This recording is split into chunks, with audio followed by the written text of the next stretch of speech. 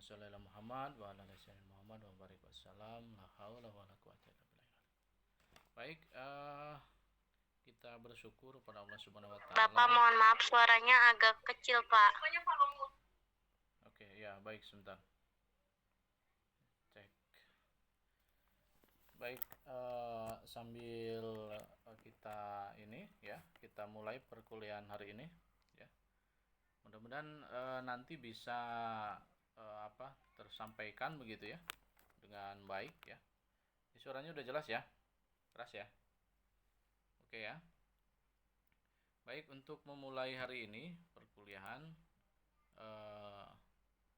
Bapak nanti minta tolong untuk dipoto dulu ya absensi kita. Mudah-mudahan nanti bisa tercover ya oleh moderator, boleh ya. Moderator ataupun siapa ini? Silahkan yang bisa memotret silahkan. Nanti dibantu ya. Baik, mari kita mulai perkuliahan hari ini dengan bacaan basmalah bersama-sama. Bismillahirrahmanirrahim. Ya. Bismillahirrahmanirrahim. Ya, yang mau ini share screen, moto siapa ini? Silahkan. Ya, yang mau memfotokan. Biar on kamera dulu semuanya, silahkan. Maira, boleh Maira? Maira bisa? Saya, Pak. Maira lagi di kampus, Pak. Oh gitu ya, kamu bisa ya? Silahkan. Masih bisa, Pak. Ada waktu senggang, jadi Maira ikut kelas dulu, Pak. Oh iya. Silahkan, dipoto dulu. Bisa nggak dipoto dulu ini? Maira tidak pakai laptop, Pak. Pakai gitu. HP. Oke, siapa yang bisa? Nela, Pak, paling. Mohon izin, Pak, mohon maaf saya agak telat, Pak, dari sinyalnya. Iya. Sedikit Baik. Ya, no problem. Siapa yang bisa memfoto?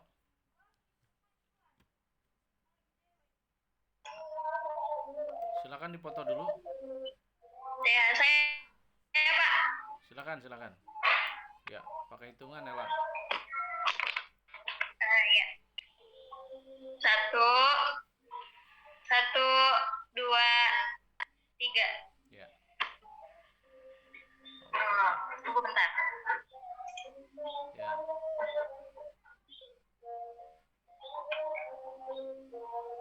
Ya, yang lainnya yang belum on kamera bisa on kamera ya. Silakan on kamera.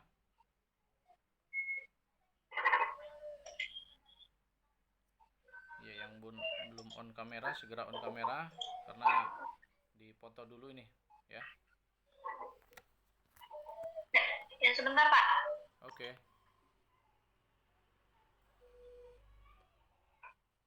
Yang lainnya yang belum on kamera silakan on kamera dulu. Yang lainnya. Baik. Melanjutkan presentasi yang minggu kemarin. Apa ada yang belum terjawab pertanyaan atau mungkin pertanyaan? Ya, oke. Apa masih ada yang minggu kemarin belum terjawab, moderator? Sudah semua, Pak, terjawab. Oke, baik. Berarti kita lanjut ya ke bab berikutnya ya. Iya, oke, baik. Silakan di share screen dulu. Ya. Hari ini untuk DSD tidak ada yang present, Pak. Oh, berarti di kelas apa ini? PBSI? Iya, Pak, PBSI. Oke, baik. Silakan bantu share screen. Baik, Pak, sebentar, Pak. Ya.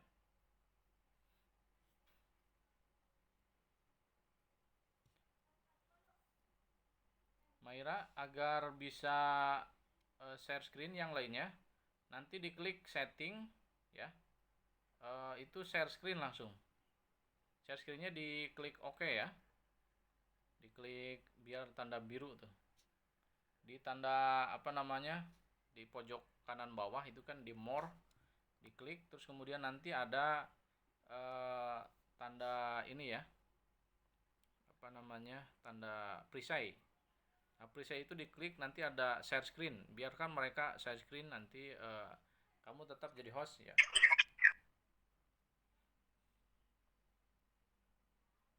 Tiara, halo?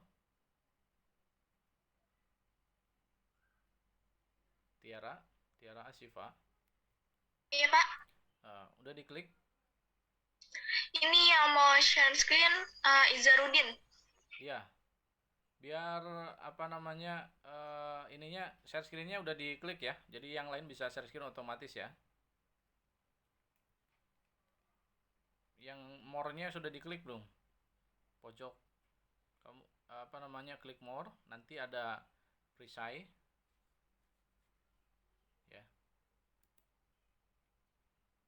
Jadi biar mereka bisa share screen gitu. Diklik biar hijau gitu ya. Bisa ya? Kalau bisa dijadikan co-host, Bapak bisa nggak? Biar Bapak yang setting nanti. Hostnya tetap kamu, nanti co-hostnya Bapak aja.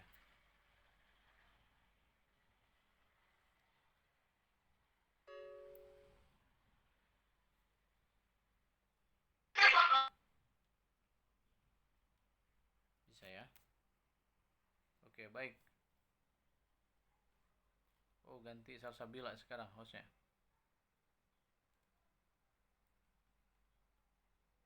Baik. Silakan. Erlinda, ada nggak Erlindanya? Saya, Pak. Oh iya, oke, Erlinda. Ini Ijarudin moderator atau bukan nih?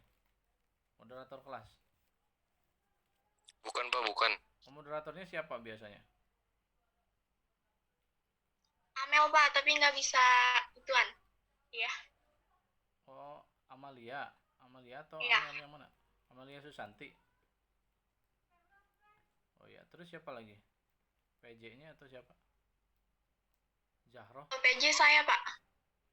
Oh, Tiara. Ya, kamu moderator juga atau bukan? Amel. Ya, moderatornya kan ada 3 ya? Apa 4 ya di kelas ini? Cuma Amel doang sama saya mungkin, Pak. Kan dari PBSI ada gitu ya. Dari PGSD juga ada, ya kan? Yang kemarin ditunjuk sama saya siapa aja ya? Siapa aja? Maira, Yasmin, Gariza, Pak. 3 orang. Ya, nanti ini ya, dibantu ya. Biar nggak pindah-pindah gitu. Oke, Izarudin terima kasih mau share screen ya. Silakan di ini Erlinda dimulai. Baik, Pak. Terima kasih. Saya izin mulai ya, Pak. Ya. Assalamualaikum warahmatullahi wabarakatuh. Perkenalkan, nama saya Erlinda Nurrahmankita dari Prodi Pendidikan Bahasa dan Sastra Indonesia. Di sini saya akan mempresentasikan tentang nilai dan konstitusional UUD NRI 1945 dan konstitusional ketentuan perundang-undangan di bawah UUD. Selanjutnya.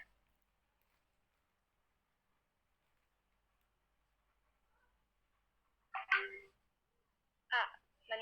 Menelusuri konsep dan urgensi konstitusi dalam kehidupan berbangsa dan negara. Apa konstitusi itu? Konstitusi adalah seperangkat aturan atau hukum yang berisi ketentuan tentang bagaimana Recording in progress. diatur dan dijalankan konstitusi, bisa dikatakan hukum dasar yang dijadikan pegangan dalam penyelenggaraan suatu negara. Konstitusi mempunyai materi muatan tentang organisasi negara, HAM, prosedur, mengubah UUD. Kadang-kadang berisi larangan untuk mengubah sifat tertentu dari UUD, citra-citra rakyat, dan asas-asas ideologi negara. Selanjutnya, fungsi konstitusi terdapat 4, yaitu A. Membatasi atau mengendalikan kekuasaan penguasa agar dalam menjalankan kekuasaannya tidak sewenang-wenang terhadap rakyatnya. Yang B. Memberi suatu rangka dasar hukum bagi perubahan masyarakat yang dicita-citakan tahap berikutnya. Yang C. Dijadikan landasan penyelenggaraan negara menurut suatu sistem ketatanegaraan tertentu yang dijunjung tinggi oleh semua warga negaranya. Dan yang terakhir, menjamin hak-hak asasi warga negara.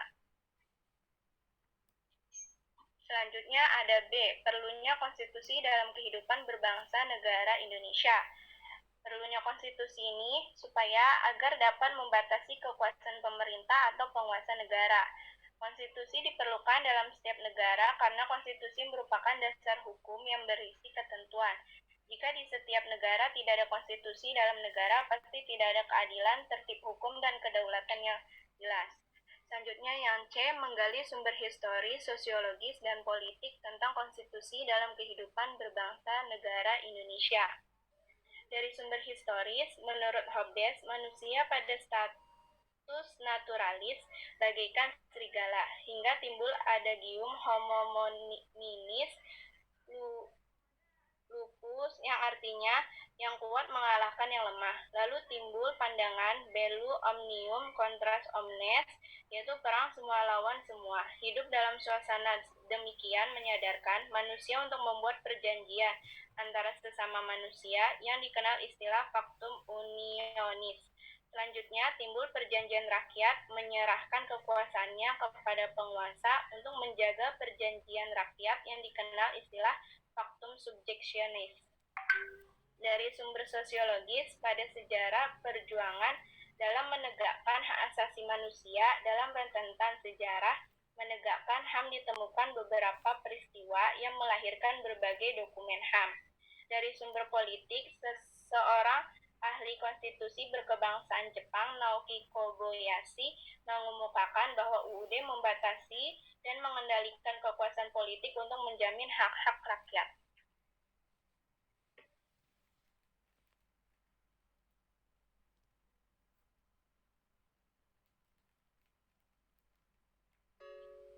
Melalui fungsi ini, UUD dapat memberi sumbangan kepada perkembangan dan pembinaan tatanan politik yang demokratis. Contohnya, UUD NRI tahun 1945 pasal 7, yaitu Presiden dan Wakil Presiden memegang jabatan selama 5 tahun dan sesudahnya dapat dipilih kembali dalam jabatan yang sama, hanya untuk 1 kali masa jabatan. Selanjutnya yang poin D, membangun argumen tentang dinamika dan tantangan konstitusi dalam kehidupan berbangsa negara Indonesia. Pada awal era reformasi, muncul berbagai tuntutan reformasi di masyarakat. Tuntutan tersebut disampaikan oleh berbagai komponen bangsa, terutama oleh mahasiswa dan pemuda. Beberapa tuntutan reformasi itu adalah 1. Mengamandemen UUD 1945, 2. Menghapuskan doktrin duifungsi Angkatan Bersenjata Republik Indonesia, yang ketiga, menegakkan supremasi hukum, penghormatan hak asasi manusia, serta pemberantasan korupsi, kolusi, dan nepotisme. Yang keempat, melakukan desentralisasi dan hubungan yang adil antara pusat dan daerah. Yang kelima, mewujudkan kebebasan pers. Yang keenam, mewujudkan kehidupan demokrasi. Dalam perkembangannya, tuntutan perubahan UUD NRI tahun 1945 menjadi kebutuhan bersama bangsa Indonesia. Perubahan UUD NRI 1945 dilakukan oleh MPR dan UUD NRI 1945. Sampai saat ini, perubahan yang dilakukan sebanyak 4 kali, yaitu pada tahun 1999, pada tahun 2000, pada tahun 2001, dan tahun 2002. Perubahan yang dilakukan dimaksudkan guna menyesuaikan dengan tuntutan dan tantangan yang dihadapi saat itu. Selanjutnya yang poin E. Mendeskripsikan esensi dan urgensi konstitusi dalam kehidupan berbangsa negara. Konstitusi menjadi sesuatu yang urgent dalam tatanan kehidupan ketatanegaraan, karena konstitusi merupakan sekumpulan aturan yang mengatur organisasi negara, serta hubungan antara negara dan warga negara, sehingga saling menyesuaikan diri dan saling bekerja sama. Dan UUD NRI 1945 menempati urutan tertinggi dalam jenjang norma hukum di Indonesia. Berdasar ketentuan ini, secara normatif, undang-undang isinya tidak boleh bertentangan dengan Undang-Undang Dasar. Jika suatu undang-undang isinya dianggap bertentangan dengan Undang-Undang Dasar, maka dapat melahirkan masalah konstitusionalitas undang-undang tersebut. Warga negara dapat mengajukan pengujian konstitusionalitas suatu undang-undang kepada Mahkamah Konstitusi. Selanjutnya, Baik, dari presentasi yang saya presentasikan, apakah ada yang ingin ditanyakan? Ya, baik. Kalau misalkan ada yang mau bertanya, bisa raise hand ya, atau mungkin bisa ngetik chat ya, di chat pertanyaannya. Silahkan. Oke. Mungkin nanti menyusul ya. Nama panggilannya siapa ini? Gita, Pak. Gita. Oke. Oh, Erlinda Gita, panggilannya Gita ya. Rumahnya di mana, Git? Di Pamulang, Pak. Oh, Pamulang. Oke, baik. Statusnya apa ini? Single, Pak. Oke, mantap. Lanjutkan ya.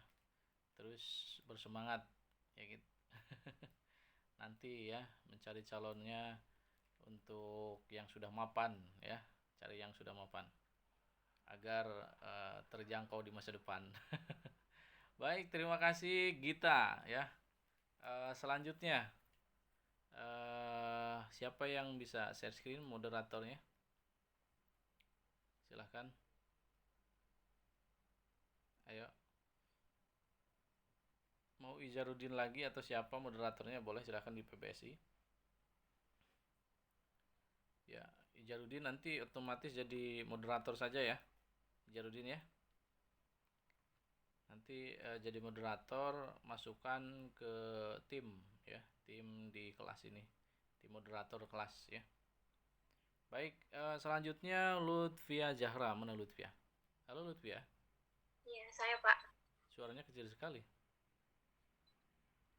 Agak bisa lebih keras, belum kelihatan. Iya, saya, Pak.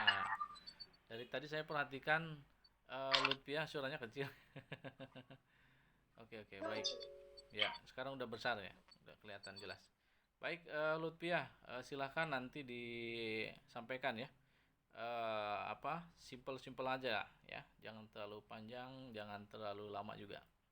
Oke, baik. Time is yours to presentation. Good luck. Assalamualaikum warahmatullahi wabarakatuh. Waalaikumsalam. Perkenalkan, nama saya Lutfia Zahra dari Program Studi Pendidikan Bahasa dan Sastra Indonesia. Pada kesempatan kali ini, saya akan mempresentasikan materi kelompok saya, yaitu kelompok 4, yang berjudul Bagaimana Nilai dan Norma Konstitusional UUD NRI tahun 1945 dan konstitusionalitas ketentuan perundang-undang di bawah UUD.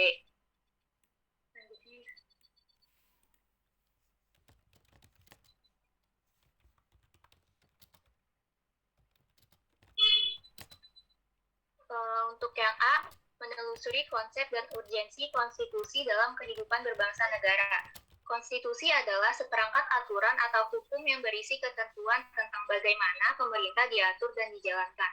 Konstitusi dapat dikatakan pula sebagai hukum dasar yang dijadikan pegangan dalam penyelenggaraan suatu negara. Konsep konstitusi dari segi bahasa atau asal katanya, berdasarkan bahasa Prancis dikenal dengan istilah constituer, dalam bahasa Latin atau Itali digunakan dengan istilah constituti, dalam bahasa Inggris dikenal dengan istilah constitution, dalam bahasa Belanda constitutie, dan dalam bahasa Jerman Verfassung, dan dalam bahasa Arab Masyrutia. Fungsi konstitusi yaitu ada 4. Yang pertama, membatasi atau mengendalikan kekuasaan penguasa agar dalam menjalankan kuasaannya tidak sewenang-wenang terhadap rakyat. Yang kedua, memberi suatu rangka dasar hukum bagi perubahan masyarakat yang dicita-citakan terhadap tahap berikutnya. Yang ketiga, dijadikan landasan penyelenggaraan negara menurut suatu sistem ketatanegaraan tertentu yang dijunjung tinggi oleh semua warga negara. Yang keempat, menjamin hak-hak asasi warga negara. Yang B, perlunya konstitusi dalam kehidupan berbangsa negara Indonesia. Setiap negara pasti memiliki konstitusi nasional. Konstitusi memegang peranan yang sangat penting karena dapat memungkinkan suatu negara mencapai tujuan yang menjadi suatu harapan, serta dapat mengatur penyelenggaraan pemerintah di suatu negara. Tanpa konstitusi, negara akan hancur atau berkembang secara tidak normal. Dan selanjutnya yang C, menggali sumber historis, sosiologis, dan politik tentang konstitusi dalam kehidupan berbangsa negara. Menurut pandangan Thomas Hobbes tahun 1588 sampai 1879, kita akan dapat memahami mengapa manusia dalam bernegara membutuhkan konstitusi. Menurut Hobbes, manusia pada status naturalis bagaikan serigala, hingga timbul pandangan-pandangan yang lainnya. Dalam buku yang berjudul Leviathan tahun 1651, dia mengajukan suatu argumen tentang kewajiban politik yang disebut kontrak sosial yang mengimplikasikan pengalihan kalau kedaulatan kepada primus pers yang kemudian berkuasa secara mutlak atau absolut. Dengan mengatasnamakan primus inter pers dan wakil Tuhan di bumi, mereka berkuasa sewenang-wenang dan menindas rakyat. Salah satu contoh raja yang berkuasa secara mutlak adalah Louis XIV, Raja Perancis yang dinobatkan pada 14 Mei 1643 dalam usia 5 tahun. Yang selanjutnya yang dia membangun argumen tentang dinamika dan tantangan konstitusi dalam kehidupan berbangsa negara. Seiring berjalannya waktu, telah terjadi dinamika ketatanegaraan di Indonesia seiring berubahnya konstitusi yang berlaku. Dapat kita lihat lagi saat di mana Indonesia dilanda krisis moneter pada pertengahan tahun 1997. Harga melambung tinggi, nilai rupiah merosot, dan keadaan kian memburuk. Hingga sampai di mana masyarakat mulai tidak lagi percaya dengan pemerintah. Hingga di mana masyarakat mulai tidak lagi percaya dengan pemerintah, yang menyebabkan kericuhan di Jakarta dan sekitarnya karena keadaan sudah tidak terkendali. Akhirnya, pada 21 Mei 1988, Presiden Soeharto pun mundur dari jabatannya.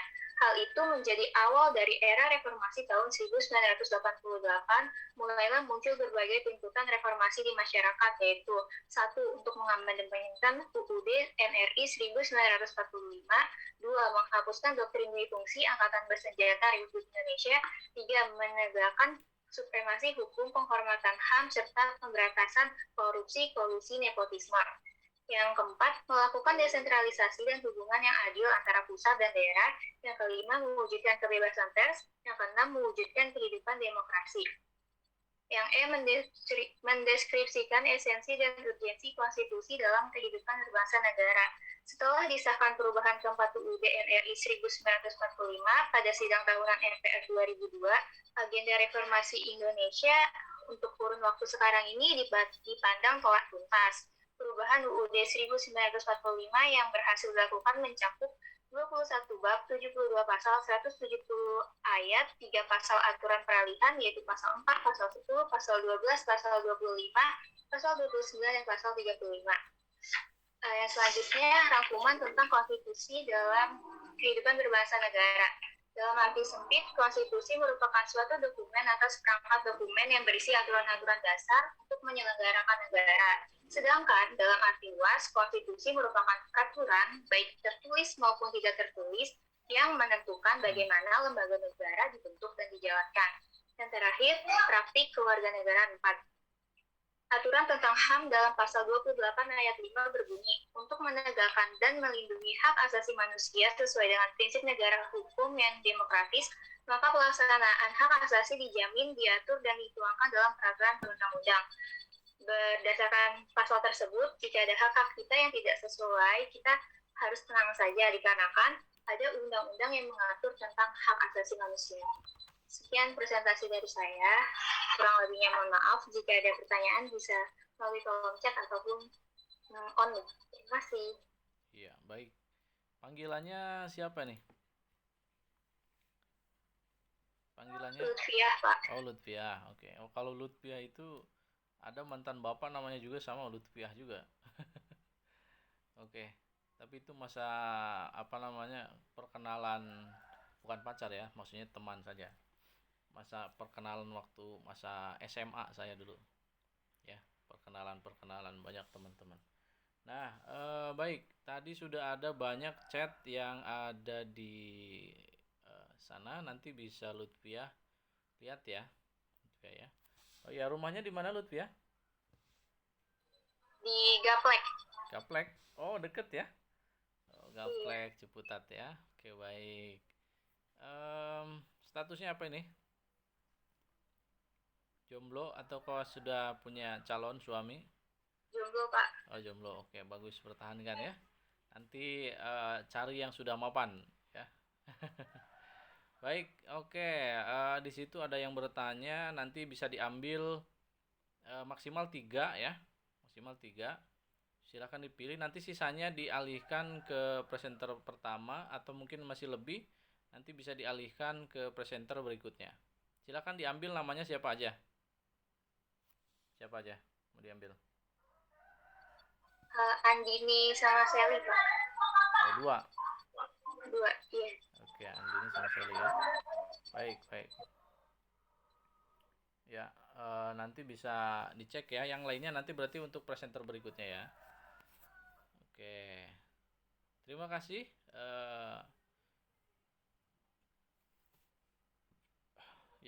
Sudah presentasi. Nanti bisa dilanjutkan lagi. Oke, Izarudin. Siapa lagi Izarudin? Ada yang presentasi lagi di PBSI? Oke, Nadifa Rahma. Ya. Silahkan, Nadifa ada? Iya, Pak. Saya, Pak. Ya, silahkan. Izin mulai ya, Pak. Bismillah.